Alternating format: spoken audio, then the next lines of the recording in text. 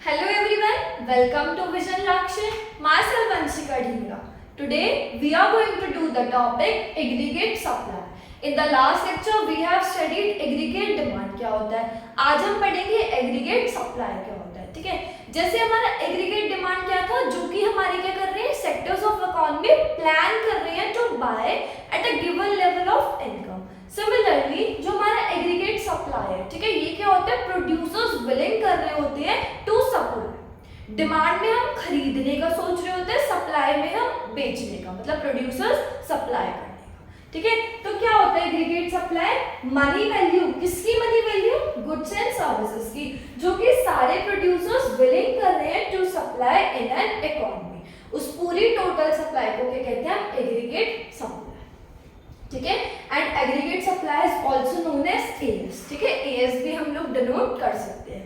Next components क्या होते हैं, देखो बिफोर दैट हमें पता होना चाहिए कि हमारा जो एग्रीगेट सप्लाई है, ठीक है,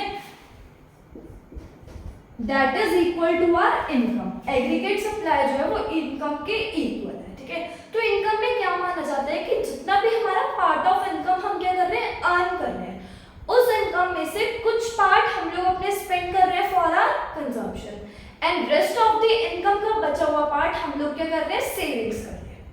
ठीक है, ये बिलीव है, ये माना जाता है, एक्चुअली पीपल डू. तो क्या है, देखो मान लो सपोज फॉर एग्जांपल मैं 100 रुपी अर्न कर रही हूँ पर डे. उस 100 में से मैं इमेजिन 60 स्पेंड कर रही हूँ फॉर माय कंजम्पशन. तो rest of the part that is 40, that is I am saving. ठीक है, 100 out of 100 60 I am spending on my consumption and rest that is 40 I am saving. ठीक है, मैं क्या कर रही हूँ, सेव कर रही हूँ. तो y किसके इक्वल हो जाएगा, c plus S, consumption plus saving के इक्वल हो जाएगा. ठीक है, अब y किसके इक्वल है, as के इक्वल है, तो as का भी क्या फॉर्मूला हो जाएगा, consumption plus saving, because they both are equal since as equals to y. अब बात करते हैं डायग्रामेटिक रिप्रेजेंटेशन. देखो डायग्रामेटिकली एएस कैसे डिनोट होता है. जैसे हमारा एग्रीगेट डिमांड था, वो कहां से स्टार्ट हो रहा था, वाई एक्सिस से स्टार्ट हो रहा था, उसका स्लोप अपवर्ड जा रहा था. एग्रीगेट सप्लाई का भी स्लोप अपवर्ड जाएगा, बट उसका स्टार्टिंग पॉइंट जो होगा वो 0 होगा. ठीक है, ये वाले पॉइंट से स्टार्ट होगा, एंड कौन सा एंगल बनाएगा, ये 45 डिग्री का एंगल बनाएगा. ठीक है, एग्रीगेट सप्लाई किसके इक्वल होता है, c प्लस एस. मान लो आपकी ये इनकम है. ठीक है, अब इनकम भले तुम कुछ नहीं अर्न कर रहे, बट तुम कुछ ना कुछ कंज्यूम कर रहे हो. ठीक है, भले ही तुम्हारी इनकम 0 है, बट हम लोग कुछ ना कुछ क्या करते हैं, कंज्यूम करते हैं. तो 0 40 इसी चक्कर में है कि हमारी इनकम 0 है, but still 40 we are spending for our consumption. अब 0 इनकम में से 40 हमने स्पेंड कर दिया, तो हम सेविंग क्या कर रहे होंगे, 0.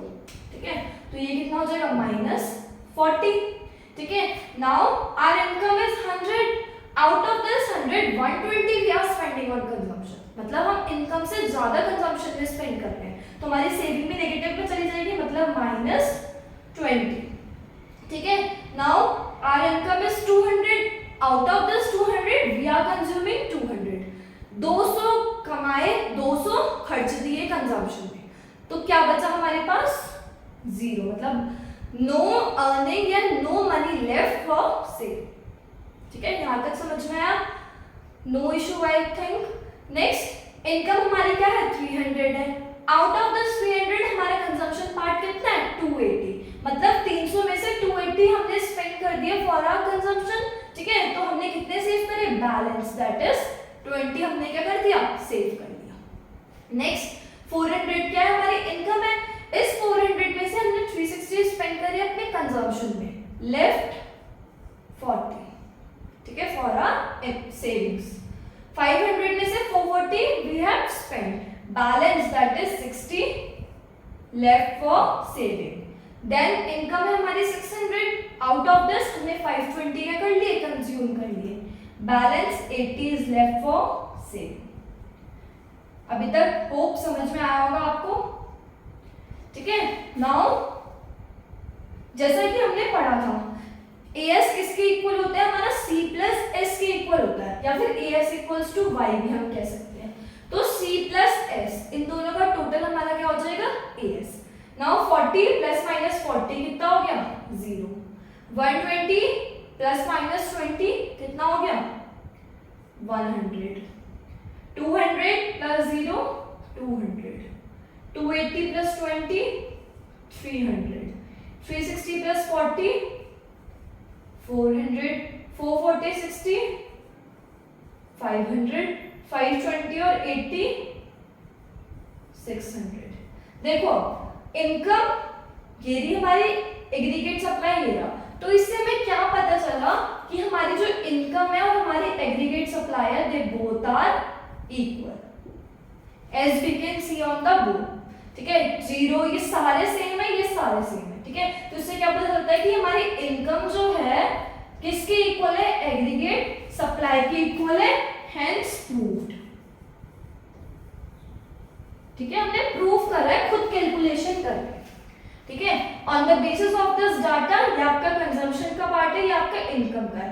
इस बेसिस पे आप नंबर्स प्लेस करके, डिजिट्स प्लेस करके हमारा क्या बन जाएगा, एग्रीगेट सप्लाई का स्लोप बन जाएगा, that is upward sloping making 45 degree angle. Got it?